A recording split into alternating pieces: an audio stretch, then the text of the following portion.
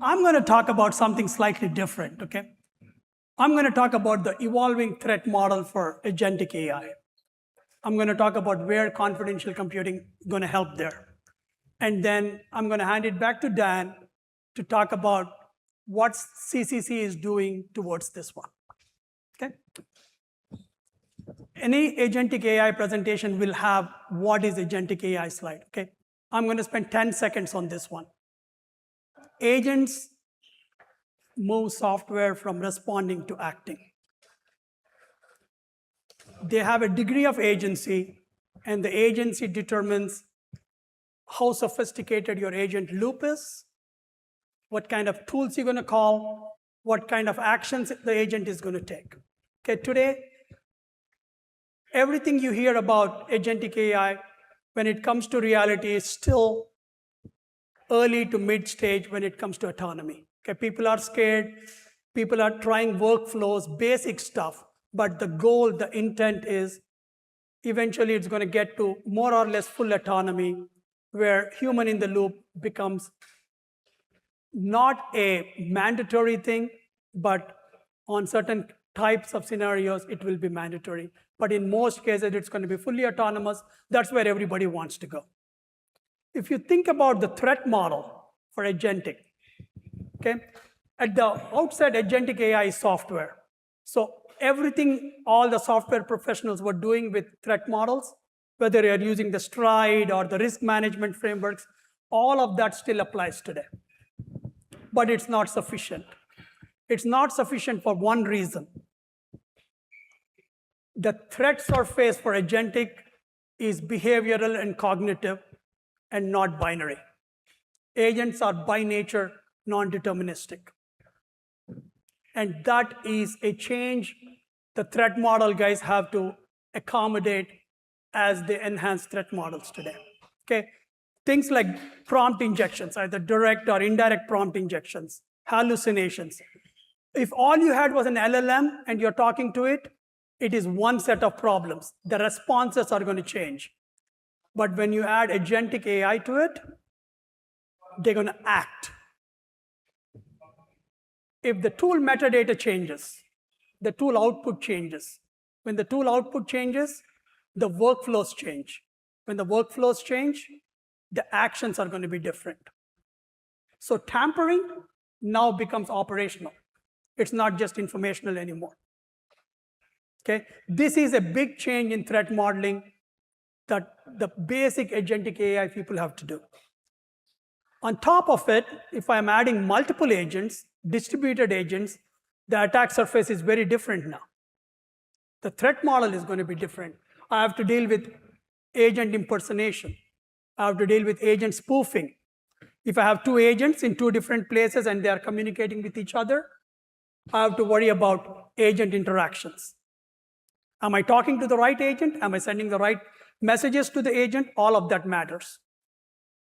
Orchestration, which is the core part of the agentic control plane, that needs to be protected.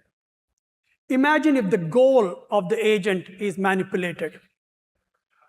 I have a situation where I can make these agents do what I want if I modify the goal for it. Every agentic control plane has long-term memory. Nelly was talking about it in her keynote this morning, right? Long-term memory is where attackers are going to insert silently things. It doesn't mean that the agent is going to suddenly change its objectives or behaviors. These things sit dormant in the long-term memory. And they're gradually going to change the objectives and the behavior, the personality, the soul of the agent. I don't believe the threat modeling guys have comprehended this well enough today. Okay, you look at any company, Microsoft, everybody is talking about long-term memory. How do we model it? What is in there? How do we isolate? How do we segregate? How do we have multi-tenancy? And the example that Nelly was talking about, what if the M&A didn't happen? How do I get rid of everything? All of that is something that's not modeled today. Interestingly, you look at the data elements that agents deal with. prompts, documents, outputs, credentials, secrets, KV caches, logs, everything. They are all sitting in memory in the clear when agent is thinking and agent is reasoning. It could be one agent, multiple agents, sub-agents. I'm just using the term agent very broadly here. And anybody who has privileged access to the infrastructure on which this is running, they can. All the attacks that I talked about can happen in this environment. In the past, we used to call it data in use protection, and I actually like what Nelly said, data in mind. That is where the gap is today, and that is what confidential compute attempts to solve for you. This is my very poorly represented AI stack. Okay? You look at all the layers of the stack, and you look at the security domains, the security controls that you have at each of these layers.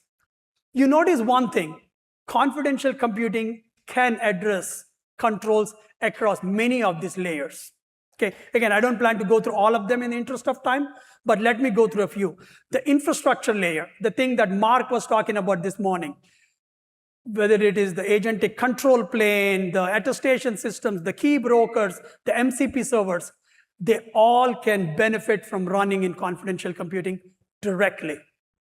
I mean, it's a no-brainer to run the agentic control plane inside confidential computing. You look at the identity and the trust layers, right? Being able to create ephemeral identities for agents, creating the credentials, verifying the credentials, attesting those credentials can happen in an integrity-protected way in confidential computing. It doesn't mean that it solves all the problems of agentic identity. You still have to build your PKI infrastructure on top of it. But getting that foundation where identity is created, where identity is verified in confidential computing gives you a wonderful security invariant that you can't get from anywhere else today. Okay? Same thing about orchestration layer. This is the layer that is the workhorse of agentic AI. It acts, it creates the plans, it coordinates the agents, it interfaces with agents. All of that happens through the orchestration layer. Being able to protect the core of orchestration in confidential computing gives you another solid place to hang security and trust for the agentic platforms. The last one I want to touch upon is observability and governance. Okay? Every agentic system has to have mandatory governance. I mean, it's given. Without that, don't even bother. Okay? But where do you run the governance platform? How do you know that the logs that you are creating, on which all the tracing and governance is based off, they are trustworthy? Again, confidential computing, TEEs, give you that foundation where you can store these logs, you can scope the logs in a way that they are auditable, traceable, and everything that you need for governance. Okay? You see a lot of reds and partially covered pieces in the stack. The message I'm trying to communicate with this is confidential computing is not going to address everything. It may address 20%, it may address 30% of your requirements, but it gives you that foundation on which you can build the rest of the controls. Okay? And the rest of the controls may be all software, all management, all operations, but the foundation is there for you to do that in confidential compute. Okay? Let me show you an example. Okay? If you are running in a shared infrastructure, you're having multiple agents, this is how your infrastructure might look like. You may have a Kubernetes plane, untrusted, operator has access to it. You have your agents, whether it is customer service agents, finance agents, they are running in that sandbox that is meant for you. The operator has no visibility to it, so your prompts, your models, your memory, your secrets, everything run inside that confidential virtual machine or virtual machines. Okay? A pattern that is fast emerging is you deliver everything into these confidential VMs in an encrypted fashion.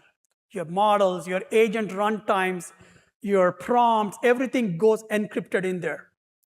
You have a key broker service, your key management system or secret management system that communicates with an attestation system. And based on the verification of that attestation, it's going to deliver the keys to the individual sandboxes that are running here. So your prompts may have their own keys. The models may have their own keys. Your agent runtimes and any of the other components, they may have their own keys. But these are very scoped to a tenant. They are delivered just in time to that environment where they are decrypted. Okay? And then you get the confidence that my virtual machine or my confidential VM where my agentic AI systems are running, they are all protected. Okay? So this is that repeatable pattern that I was talking about. I guarantee this would be probably the most used pattern in agentic AI with the use of confidential computing. You have a key broker service that is going to attest the TE measurements. The workload and the agent runtimes get decrypted inside this one, and it's going to start making calls, tool calls, very scoped tool calls. The inputs and outputs of the tool calls are protected in confidential computing. It's possible that the tools can run in confidential computing. It's not required. But then the KV caches, the secrets, the embeddings, everything are protected in confidential compute. And finally, the logs. The logs are written with the identity of the agent, scoped with it in a confidentially protected environment so that you have the ability to audit and govern from there. Okay? This pattern is going to be implemented by people slightly differently, but the fundamental aspects of the pattern are going to be the same. This pattern guarantees that confidential compute end-to-end can happen. Okay? All of this is what we think should happen with confidential computing. But what is the CCC doing about it, and how are they leading efforts? That's what Dan's going to talk about. All right, now I bet all of you are so smart that you knew, even before we started talking about what the problem was, that you already knew the solution was confidential computing. But when we think about... I thought I said enough of that already. When we think about all of the parts that we now have in play, so when we first started with confidential computing, it was taking a very complicated security problem and making it smaller by reducing the trusted computing base. We've kind of expanded that back out now that we've got GPUs, we've got multiple silicon providers, we've got complicated stacks. So this is no longer necessarily easy for an end customer to adopt. And one of the most overlooked aspects of security is psychological acceptability. If you give your end users very complicated password rules, back in the old day, people would just write that down, and you would start to defeat the purpose of the security rules that you were creating. So similarly here, we need a way to make it easy for an end adopter to understand, is the report from the CPU linked to the report from the GPU? Is it actually measuring the software that I care about? I'm probably deploying this in some sort of cloud environment. If I don't trust that infrastructure provider, how can I assess everything that's going on in here? Now, usually the easy answer for anything in software is once we get it standardized, then it's easy for people to adopt. But standards take many years to actually reach a full maturity level. So what we do in open source helps to leapfrog that. We can move at the same rate as the innovation that's happening in each of our companies by bringing things into open source. This makes things in a sort of proto-standard environment. So you can see all the companies that are on here that are a part of the consortium. They're donating the time of their engineers, their marketing staffs, they're donating dollars, they're donating code. And this is something that we all get to benefit from, whether you're a member of this consortium or not. We don't have time to talk about all the projects that we have in the consortium. We've got a pretty well-tended garden of projects. I want to point out a couple. At least the ones that are in purple, I know are part of stacks that are being built to help protect agentic frameworks. A couple that I'm going to point out, ones that you might not have heard of, VerTE. If you want to figure out what is the measurement that this VM should produce, we've got utilities in this project so that you can predict that, you can have that without needing to first deploy the environment and measure it and go through a much lengthier process. Verizon is our poster child for bringing standards to market before they are standards. We're going to talk in a bit about one of the standards that we use in attestation and some of the challenges that we're trying to work through to make that more usable for the community.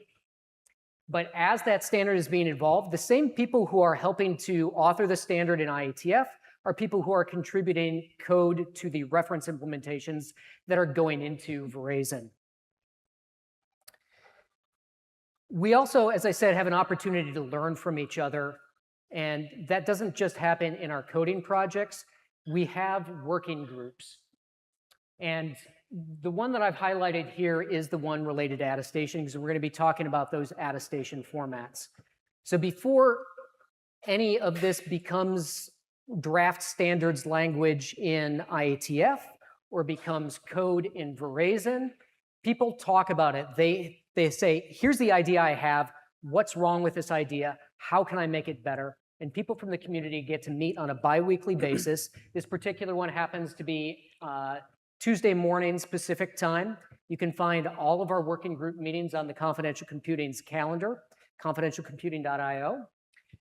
We have other working groups that deal with things like compliance. So if you are a regulated industry and you want to know how does confidential computing help satisfy my compliance requirements, you can end up at that one. And if you want to actually help influence how regulatory bodies are thinking about security and how they should evaluate confidential computing as one of those compensating controls, we have our newest working group, the Regulatory and Standards SIG.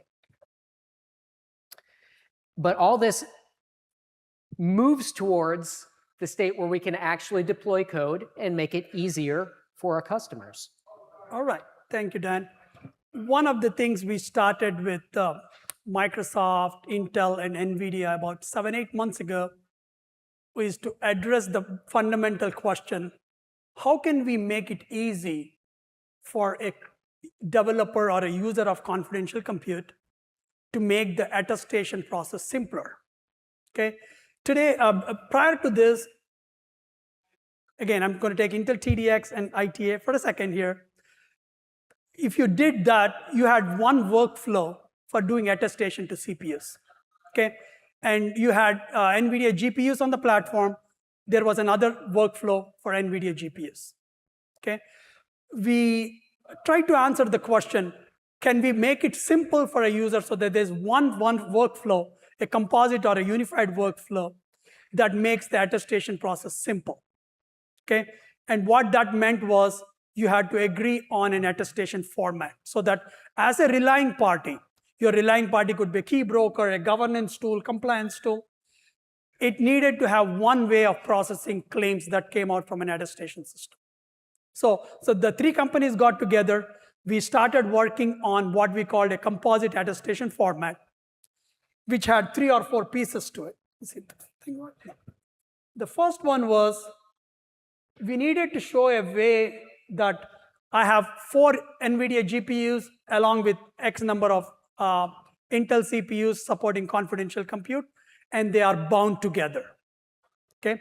And then each of the individual components had their own set of evidences and own set of verifications. So here is the one which shows they are all bound together, and here is the TDX claims, here is the NVIDIA GPU claims, and the fact that it's a confidential virtual machine running in Azure, you have the CVM, the confidential virtual machine claims.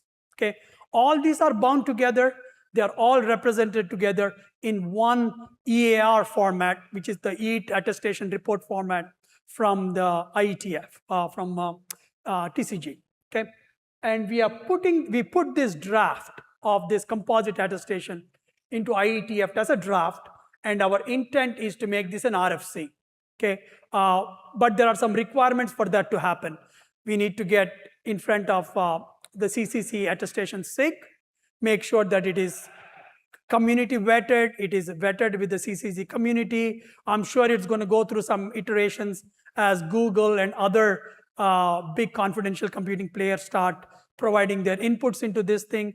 And our intent is in the next 6 months to 1 year, drive this thing towards an RFC.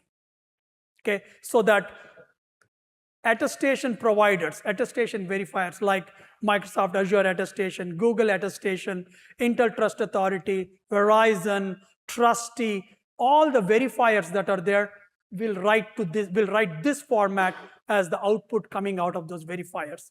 And that way, if you are a relying party, doesn't matter whether you are A or B, you write to this format. You don't need to write to 10 other formats. Okay, and that's the value this is going to bring, and that's what we are driving towards. Okay, and the intent is we're going to make this as usable open source code so that once you implement this format, everybody can get it. Okay, let me just wrap this up so that we can now.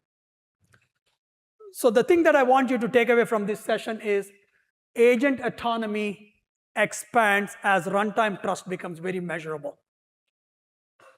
Okay, so you can imagine a day when everything is confidential by default. The agentic platform is going to be running in end-to-end confidential computing. Memory is fully encrypted. The KV caches, the secrets, everything that the context windows, all of them are in this confidential environment. Compliance is going to be driven out of a solid foundation that's built with confidential compute. And the agent-to-agent collaboration, which is a big part of agentic systems, will be able to be in a trustworthy fashion as well. Okay, and CCC is going to be very integral to the way we build out the agentic platform in confidential computing, and the blueprints and the reference architectures that are going to be coming from CCC will vastly benefit the community towards that process. Okay, with that, I don't know how much time we have for questions, but happy to take some questions.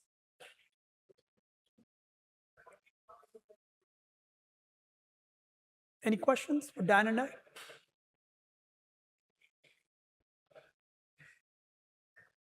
Okay. What? Okay, go ahead. The IETF draft is online. If you just search for composite attestation with, for confidential computing, you'll find the draft. Okay, it's already there, available for people, for the community to provide input.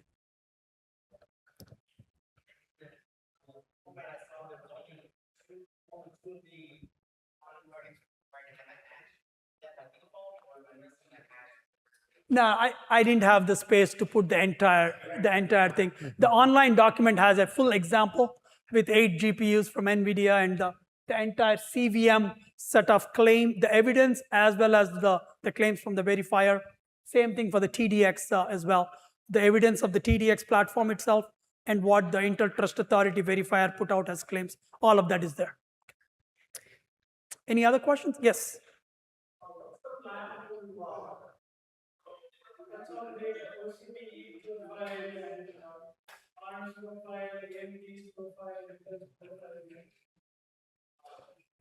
Can we talk? So the question was about trying to consolidate profiles. Profiles are one of the mechanisms that you have of declaring what your attestation format is. So it's kind of a flexible format that lets you define things. But that means also that it's not necessarily a standard because everybody kind of defines their own. But this is one of the things that we get to work together at the attestation SIG. And to the question about where would I find this stuff, if you go to confidentialcomputing.io, you can find links to our body of white papers. These are things that the technical committee has put together and has been vetted by all the companies, but you'll also find links to the attestation SIG itself, which does a fantastic job of organizing all the information that's presented. We have YouTube videos of all of these discussions. So if you want to come learn about EAT, you want to come learn about SPDM and TDISP, we have recordings that explain all of these formats and all of these standards that are coming up, and you can watch them, you can read the documents. and become a member. Okay, We are working on some increasing benefits too of becoming a member, and I think that will be rewarding for you. I think maybe one more question. Time for one question. Okay, Dennis? This particular set of attestations tells me about the execution environment place for which it's AI accelerators, sometimes that's not all inclusive. Think of the Gaudi accelerators and that appear in that direction, which raises questions of how do I determine and test to isolation. Some of that isolation might be forced to establish completely outside of what you can measure. Is that systems view being brought to bear in these attestations? Context in which an attestation is made, therefore scope in which things like isolation. That's a good question, though. I don't know if there is a straight answer that I can give you, but anything that is non-deterministic, we still don't have a good way of figuring out what happened, what claims we can create for that one. So maybe that's a conversation we can continue to have further. Okay, it's an open research problem today. Yeah, this gives you a good baseline for it, but it doesn't mean, yeah, thank you. But it's not, if it's not sufficient for that. And it's not just any accelerator. You need a confidential computing enabled accelerator, something that is linked to a confidential computing enabled CPU on a stack that's measured by these things. So everything is brought together with measurements, and the ability to link those measurements is part of the cleverness that is in the draft EAT profile that Raghu shared. Thank you very much. Thank you, everybody. Yep, appreciate it.